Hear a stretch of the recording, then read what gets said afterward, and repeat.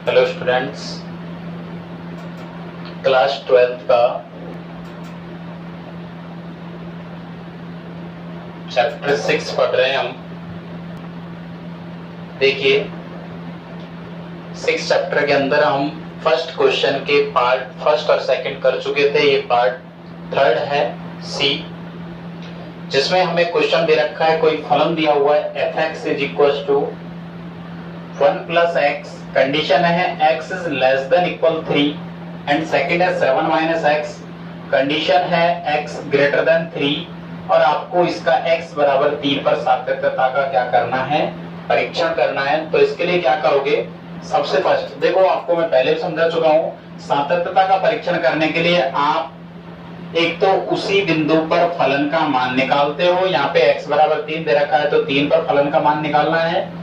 दूसरा, इसकी आपको दाईं सीमा निकालनी है जिसे हम f3 + h बोलेंगे, और एक इसकी बाईं सीमा निकालनी है जिसे हम f3 - h बोलेंगे।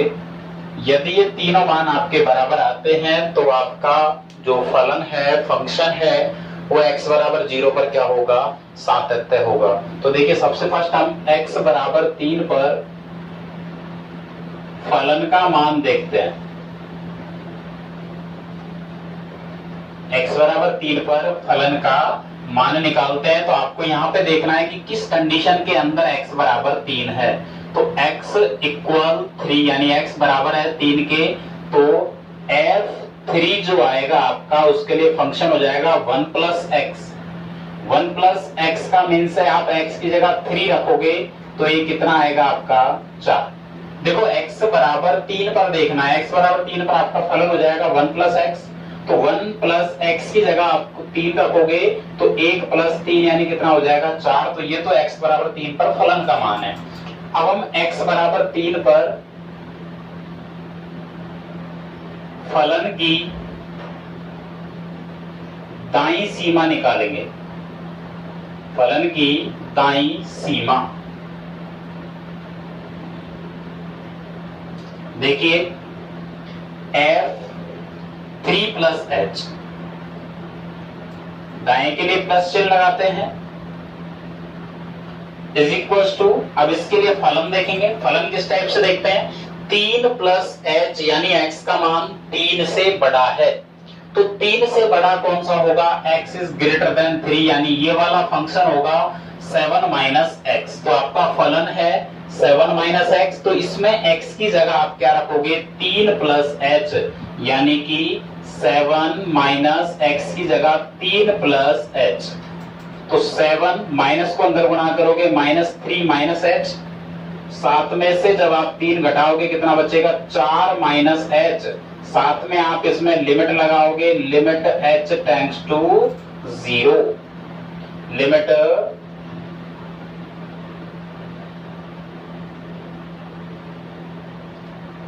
h tends to 0।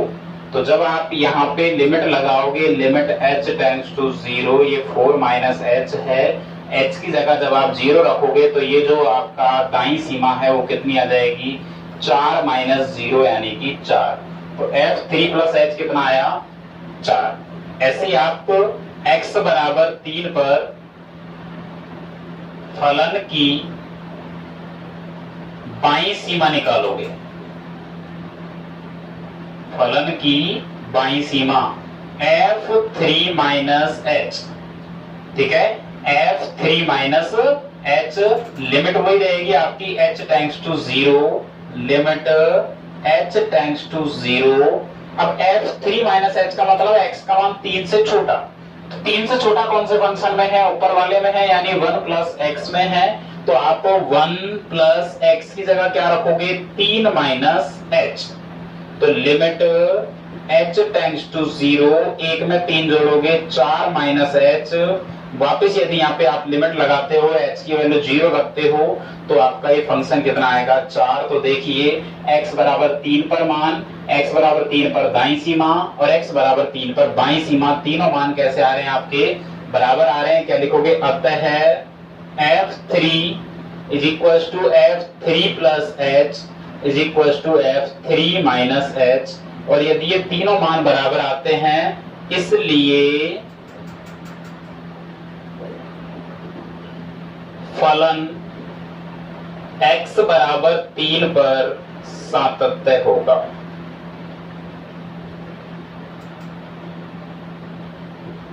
x बराबर 3 पर क्या होगा? सातत्य होगा।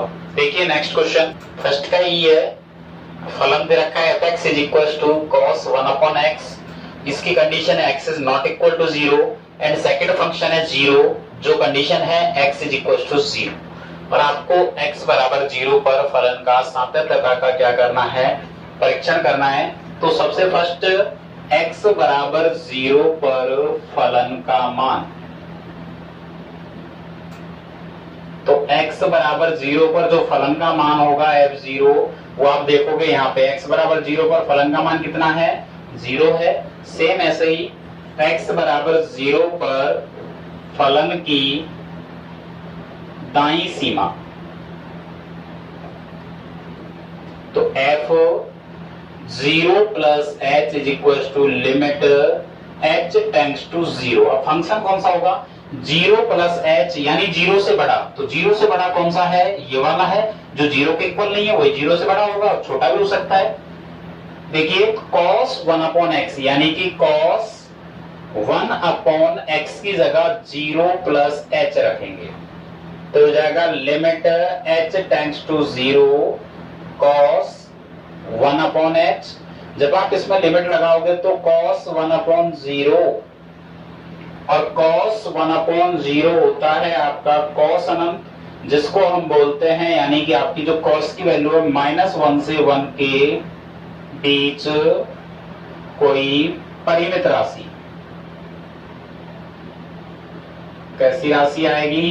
परिमित राशि।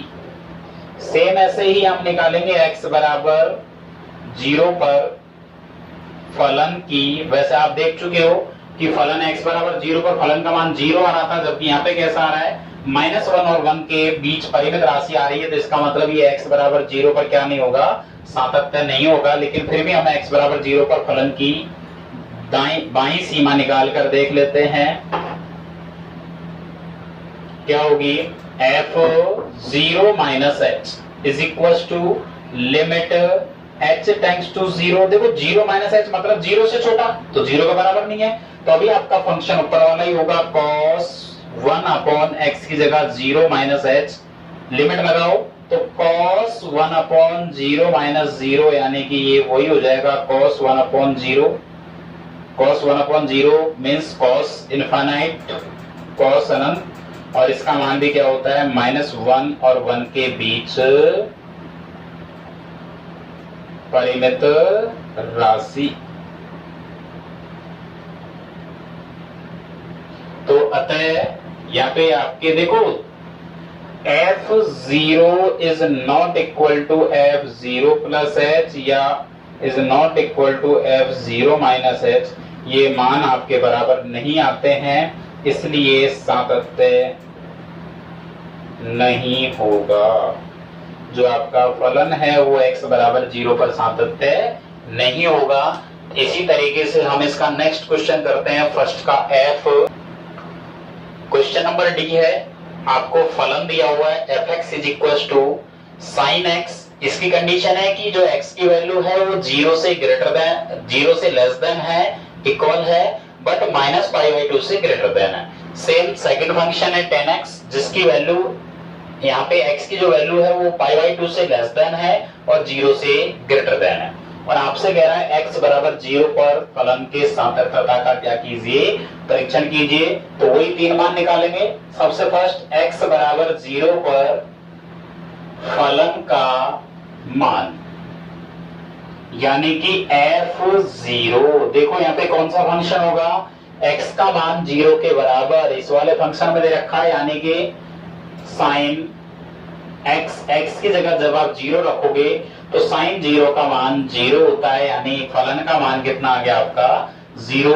अब x बराबर 0 पर फलन की दाईं सीमा निकालेंगे, f0 प्लस एच। चाहो तो पहले बाई सीमा निकाल सकते हो, चाहो तो दाई सीमा, ऐसी कोई जरूर नहीं है, कोई सी भी आप पहले निकाल सकते हो।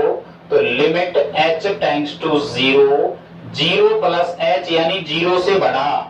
तो x का मान जीरो से बड़ा किस फंक्शन में है, x का मान जीरो से बड़ा ये सेकंड वाले फंक्शन में है 10x। तो 10x की वैल्यू क्या रखेंगे, जीरो प्लस एच, यानी ये हो जाएगी limit h tends to zero 10h। और जब आप इसमें लिमिट लगाओगे यानी h की वैल्यू जीरो पुट करोगे तो ये हो जाएगा 10 जीरो, और 10 जीरो का मान भी कितना होता है, जीरो। सेम ऐसे ही x बराबर जीरो पर फलन की बाई सीमा f जीरो माइनस एच बराबर limit h tends to zero, बाई सीमा के लिए यानी जीरो से छोटा, x का मान जीरो से छोटा ऊपर वाले फंक्शन में है यानी साइन x आएगा, क्योंकि देखो x लेस देन जीरो तो फंक्शन इसका साइन x है, तो साइन और x की जगह जीरो माइनस एच रखेंगे तो ये हो जाएगा आपका limit h tends to zero, sine zero का कोई मतलब नहीं है, लेकिन माइनस एच जब होता है तो साइन माइनस एक्स की वैल्यू माइनस साइन एक्स के इक्वल होती है, तो इसलिए हो जाएगा माइनस साइन एच। अब आप जब इसमें लिमिट लगाओगे तो ये हो जाएगा माइनस साइन एच की वैल्यू जीरो, और साइन जीरो कैसा होता है, जीरो होता है, तो इसमें भी तीनों मान क्या आ रहे हैं बेटा, बराबर आ रहे हैं। तो अतः एफ जीरो बराबर F zero plus H is equal to F zero minus H. ये तीनों वैल्यू यदि इक्वल आती है तो फलन x बराबर जीरो पर कैसा होगा, सातत्य होगा। ठीक है, तो अब इसके बाद सेम इसी टाइप से हम नेक्स्ट क्वेश्चन देखते हैं, क्वेश्चन नंबर फर्स्ट का ई। देखिए fx is equal to 1 upon x minus a cosec x minus a, ये कंडीशन है x is not equal to zero, and second zero है x is equal to a, ये x is not equal to a, और आपको x बराबर a पर सातत्यता का क्या करना है, परीक्षण। तो देखिए सबसे फर्स्ट x बराबर a पर फलन का मान, तो एफ ए बराबर, देखिए x बराबर a पर फलन का मान कितना है, जीरो। अब इसी तरीके से x बराबर a पर फलन की क्या निकालेंगे, दाई सीमा, तो एफ ए प्लस एच बराबर limit h tends to zero, a plus H का मतलब है a से बड़ा यानी a के बराबर नहीं है। तो देखिए a के बराबर नहीं है तो ऊपर वाला फंक्शन होगा, यानी 1 अपॉन x की जगह हम रखेंगे a plus H minus a cosec x की जगह a प्लस एच, आगे माइनस a की जगह माइनस ए, तो यहाँ a से a कट जाएगा, यहाँ पर भी a से a कट जाएगा, ये बनेगा limit h tends to zero 1 upon H cosec h, limit h tends to zero 1 upon H cosec h को हम 1 अपॉन साइन h लिख सकते हैं।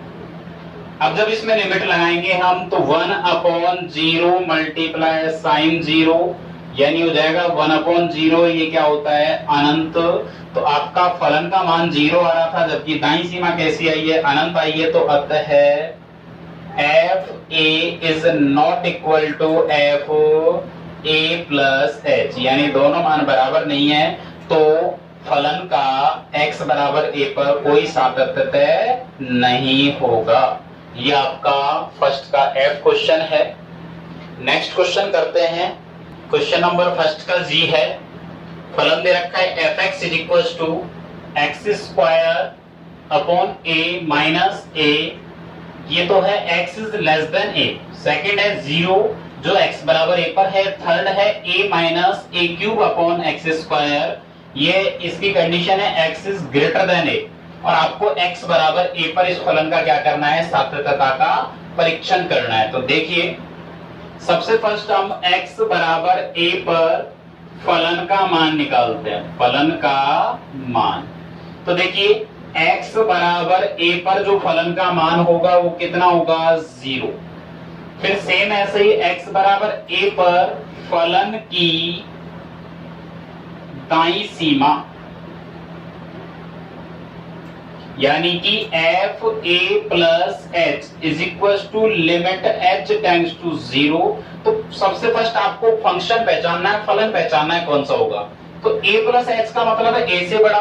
अब x का मान a से बड़ा किस फंक्शन में है, नीचे वाले में है। तो यहाँ पे a minus A cube upon X square की जगह आप रखोगे a प्लस एच का होल स्क्वायर।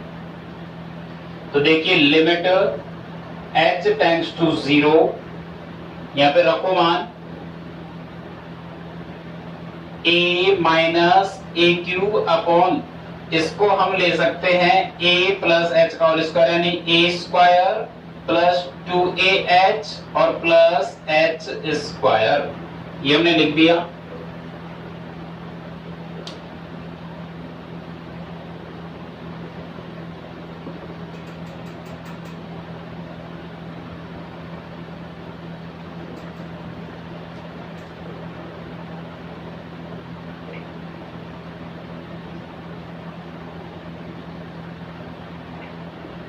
देखिए इसके बाद लिमिट h टेंड्स टू 0, यहां पर हम लिमिट लगा रहे हैं डायरेक्ट। तो क्या बचेगा, a minus A cube upon h की जगह 0 रख देंगे तो क्या बचेगा, a का स्क्वायर। तो ध्यान दो a माइनस ए क्यूब में से जब a स्क्वायर का भाग देंगे तो क्या बचेगा, a और a में से घटाएंगे कितना आया, 0। तो ये पे आपकी कौन सी सीमा आई है, दाईं सीमा। तो x बराबर a पर फलन की बाईं सीमा f a माइनस एच बराबर लिमिट h टेंड्स टू 0। देखिए सबसे फर्स्ट फंक्शन देखेंगे, a माइनस एच का मतलब है x का मान a से छोटा, x का मान a से छोटा फर्स्ट फंक्शन है x स्क्वायर। x स्क्वायर का मतलब है a माइनस एच का स्क्वायर बटे में a और माइनस a। हम यहाँ पे लिमिट लगाएंगे, h का मान 0 रखेंगे तो क्या बचेगा, a माइनस 0 यानी a का स्क्वायर बटे में a माइनस a स्क्वायर में a का भाग दोगे क्या बचेगा, a माइनस a यानी कितना, 0। तो तीनों मान आपके क्या आ रहे हैं, बराबर आ रहे हैं। इसका मतलब अतः है f0 बराबर f a बराबर f a plus h is equal to f a minus h। ये तीनों मान जब बराबर है तो फलन x बराबर 1 पर कैसा होगा, सातत्य होगा। तो ये आपका फर्स्ट क्वेश्चन कंप्लीट हो चुका है। जो इसके पार्ट जी तक थे हमने कंप्लीट कर लिए हैं। तो एक बार आप वीडियो को देखें, आपको कैसा लगा, अच्छा लगा हो तो कमेंट्स करके जरूर बताएं, जिससे कि हम और भी अच्छी मेहनत करके और भी अच्छी वीडियो डाल सकें। बाकी जिन भी चैनल को सब्सक्राइब नहीं किया है वो चैनल को सब्सक्राइब जरूर करें।